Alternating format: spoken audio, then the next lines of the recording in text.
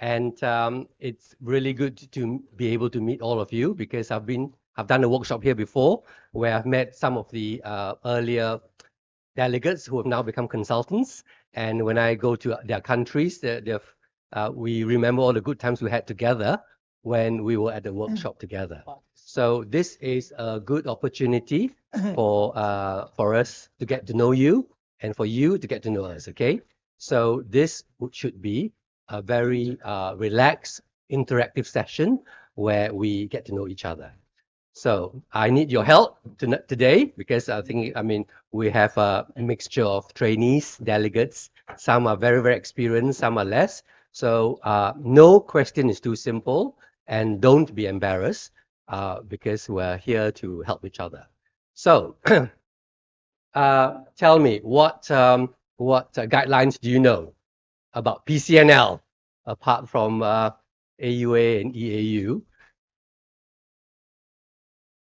So don't be shy, okay? So there is the IAU guideline as well that came out, and what does it say? You know, what are the indications for treating kidney stones? So with this guideline, it came out last year, and based on a systematic review, and it's quite a current guideline. And renal stones more than 2 centimeters, nothing new, right? Nothing new. AUA, IAU, EAU say the same thing. Anything else? What are the other indications for doing a PCNL? Please don't be shy.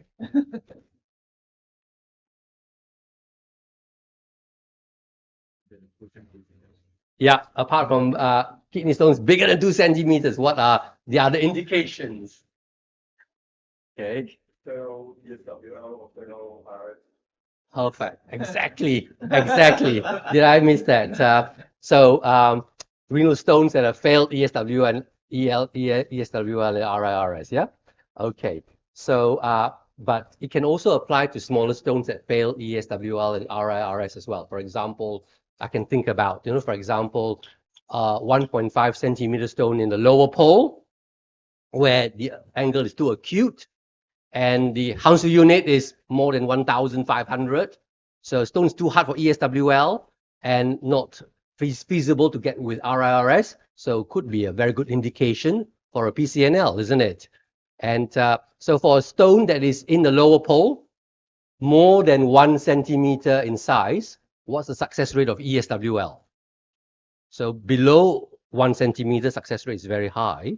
But above 1 centimeter, the success rate goes down, severely down to about 10 to 20%, So, if it's a stone that's bigger than 1 centimeter in the lower pole, and if the acute angle is very, very sharp, then PCNL becomes a very good option. So what are the other conditions that you can tell me? What are the other conditions that could be suitable for PCNL? Apart from the example I just gave, that are not suitable for RIRS. Chelical diverticular stone, very good, excellent. So when I do mini, when I do super mini PCNL, because it's only 14 French, we could go even anterior calyx as well to get to the anterior calyceal diverticular stone. That I would not do if I were to do a maxi PCNL. I wouldn't puncture so deep into the anterior calyx. So some anterior calyceal stones have failed ESWL or RIRS, then PCNL becomes a possible option, okay? So, for example, in UPJ, where the renal calyces are very dilated, you know that in those conditions, it's not so good for RIRS, right? Because you can't maneuver very easily. And some very big upper ureteric stones may be an indication as well, coming from above and get the stones in one go rather than more than one operation. How about where there's no access from below? So a patient has had idle conduit or single kidney and no access from below, or cystectomy, for example, will be one way of coming into the kidney. And you mentioned the calyceal diverticular stone. What about the contraindications for PCNL? Anyone from that side will want to tell me what are the potential contraindications for PCNL? Very good. Yeah. So sometimes, in rare cases, you can't stop the anticoagulation. It's too high risk. Then you say that PCNL is not that suitable if you cannot stop the anticoagulation. Excellent. Any other options from the back? Yes. Yeah. So renal cell carcinoma and surrounding the kidney. I've had one where it was a very big angiomyolipoma, so you can't access the kidney. Okay. So very good. So also acute UTIs as well, because really acute UTIs something that we are a bit concerned about, because that's one of the very few things that kill the patients. Okay, so if you do PCNL with an untreated acute UTI, potentially the patient will then have septicemia, go to ITU, multi-organ failure, and then perish. And it's something that you will never forget if that happens. How about our topic is indications, contraindications, equipment and devices, okay? And that's what I've been asked to share with you. What about track size? How do you decide what track size are you going to perform your PCNL? So tell me, who in your unit who are still doing like what we call maxi PCNLs? Excellent. Our unit also, yeah. And so I presume the rest also do mini PCNL, right? So what's the definition of mini PCNL? What's the track size? Below 22, very good. 22 and below is mini PCNL. 24 and above are classic or standard PCNL, okay? So that's the definition. And how many people are accessing in your units? So doing percutaneous renal access by X-ray only fluoroscopy. So we started PCNL in our country by Mike Kellett, who is the father of endourology in UK, and he only did fluoroscopy. And then next in line was David Rickards. He also do fluoroscopy, but now we do a combination of ultrasound and fluoroscopy. Okay, so we are doing a combined now. And needle and guide wires. Do you know what needles you use and what guide wires? What are the steps for the guide wires for the PCNL? We can talk about it in a second, okay? And percutaneous tract dilatation. Who is doing Elkin telescopic metal dilators? Okay, so we do that for our maxi PCNL. And who are doing fascial amplex dilation? Yeah, we also do that for our mini PCNL, okay? So we do everything. But we used to do balloon dilation. Who are doing balloon dilation? Who is so rich that they're doing balloon dilation? Singapore, okay. Yes. One shot dilation? Yeah, one shot dilation. Okay. So your one shot dilation to what size of your tract? 11. Wow, you beat me. You beat me. 11. Well done. 15, very good. Okay. And you need to know what nephroscopes you use in your hospital. Okay. So when you become consultants, you need to decide, what nephroscopes you're going to use with your PCNL. Okay. So of course, things change. We used to do maxi PCNL only, and we perhaps only use 22 French nephroscope. But now we're doing mini as well. So your nephroscope size will have to change according to your sheath size. Okay, great. And who are only for the lithotripsy techniques? Who are doing ultrasound only? Who are doing ultrasound? No one's doing ultrasound only. And who is doing pneumatic only? Pneumatic only. Okay, all right. And who's doing combined? For example, Swiss Lithoclass Master or one of the newer ones. Yeah. Okay. All right. And who is doing thulium fiber lasers? Yeah. From where? Malaysia, Film Fiber. Which machine? Quanta. Okay, okay. Yeah. Is this a private hospital or government? Which one? Malay. Okay. Uh, is it under Azad Raza or is he not there? He's already retired. He's retired. Okay. Yeah. So he and I were registrars together in England, and thulium fiber laser. We can talk about it later if we have time. And so when you finish the operation, how do you decide that you are stone free? Well, visually, fluoroscopy, CT. Who's got CT on table CT? Do you have on table CT? No, we wish we have, but some of us are doing flexible nephroscopy. So we use a flexible ureteroscope. We put it through the sheath, and then we look around and make sure that we are stone free. You know, okay. So we can rely on those visually, X-ray, flexible ureteroscopy, and so on. And exit strategy. Who is doing completely tubeless PCNL?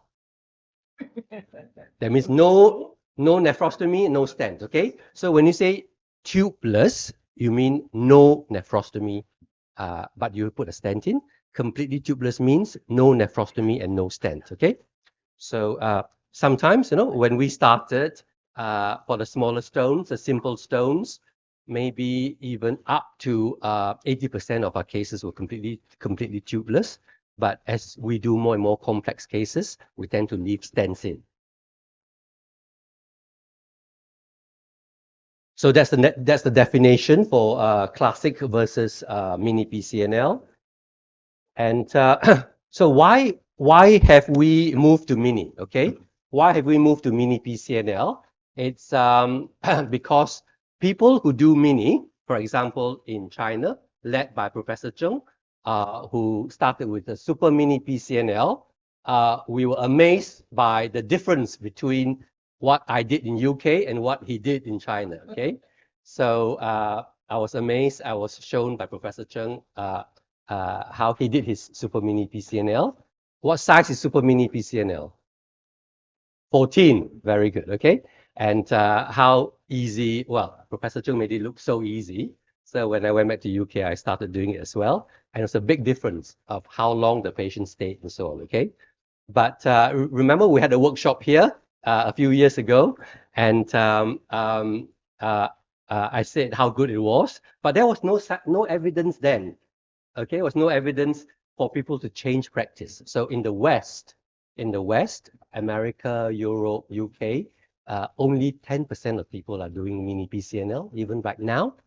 Whereas in the East, maybe it's the other way around. 90% are doing mini, and 10% are doing non-mini. Okay, so but now we've got evidence, okay, to show that mini produces the same stone-free rate as standard, but it's associated with less complications, reduced blood loss, less pain, and shorter hospitalization. All the things that we want for our patients. Right?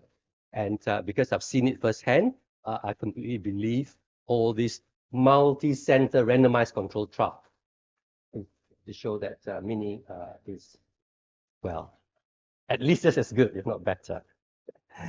Okay, so we spoke about fluoroscopy, ultrasound, or combined guidance, okay? So what are the advantages of an ultrasound-guided puncture? Don't look at my answers. Just shout, don't be shy.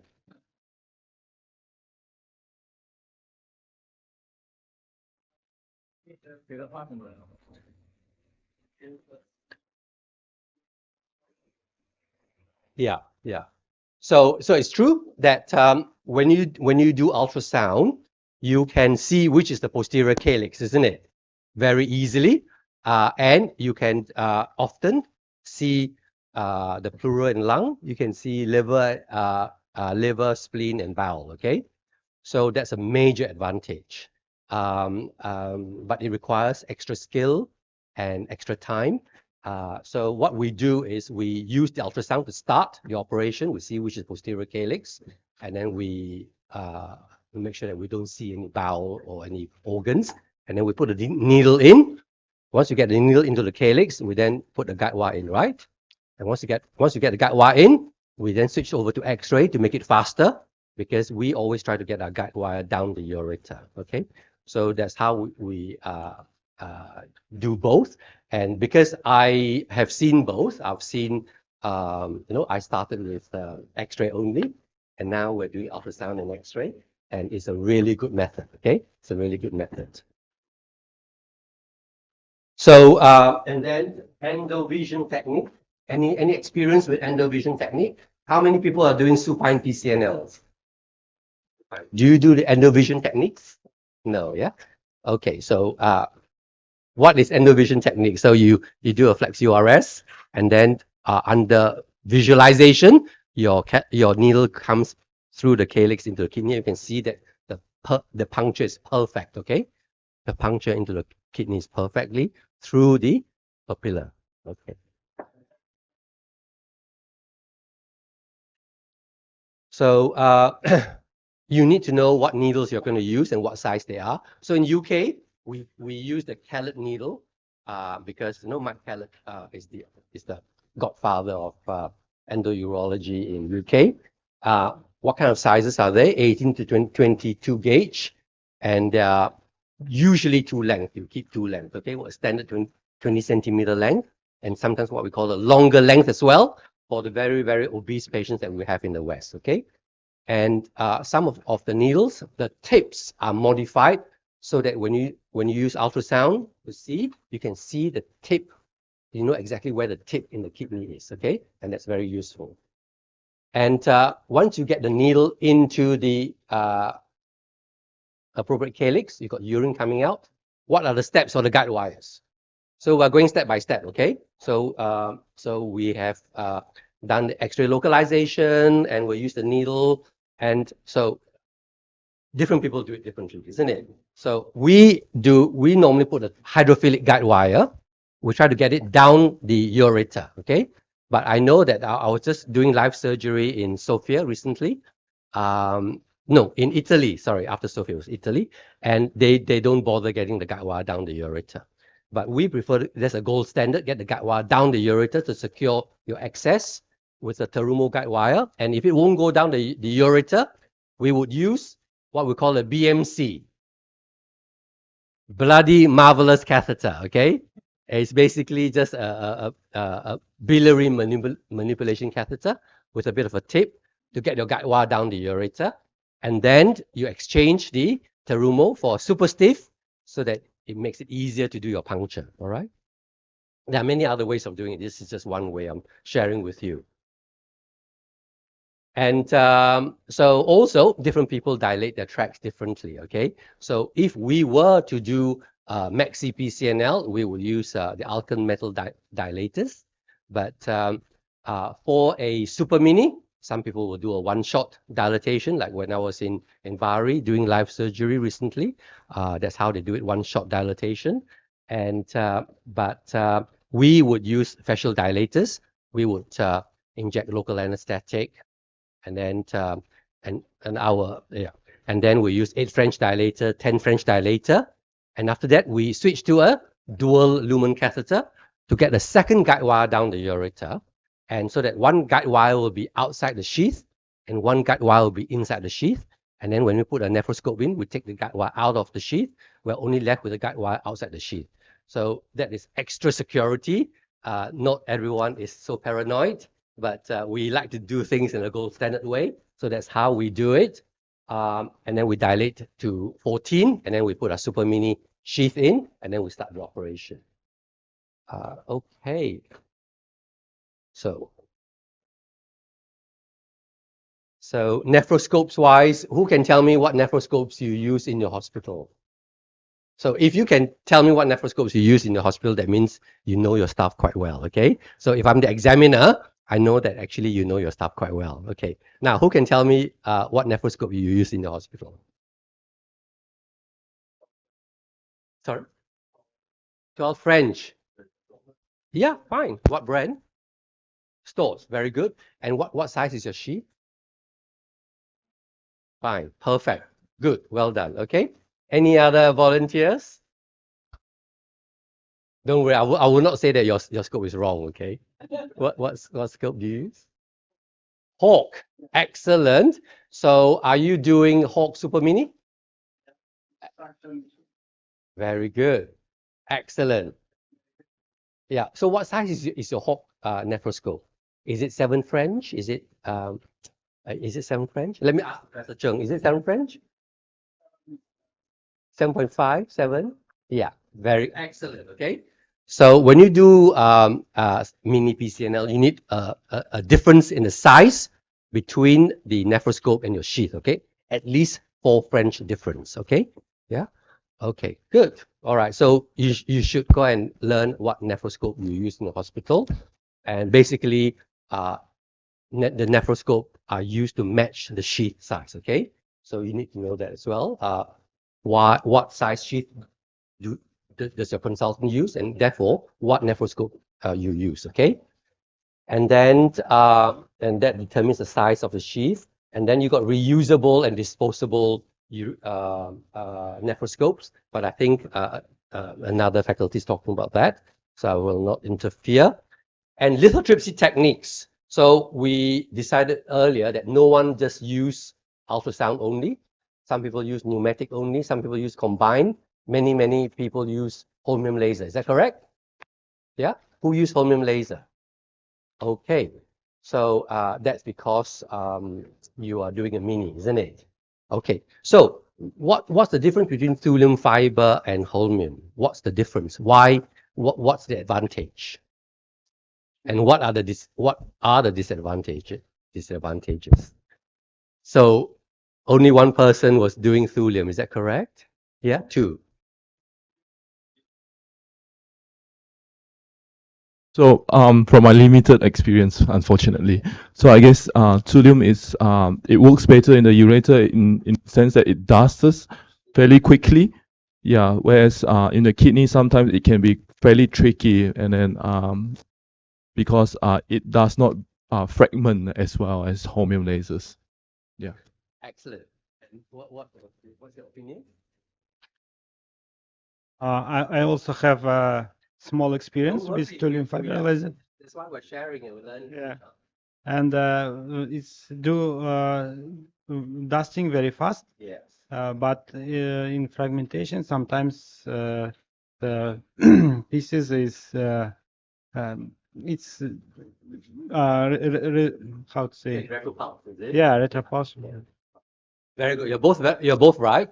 Is that the main advantage? Please take a seat. The main advantage of thulium fiber laser is that it does very well. Okay, it can dust better than holmium laser because the frequency can be much higher. So, for example, when I do a super mini PCNL, I use thulium fiber laser in the majority of cases, and I use, let's say, 100 hertz frequency and 0.3 joules, okay, 30 watts, all right?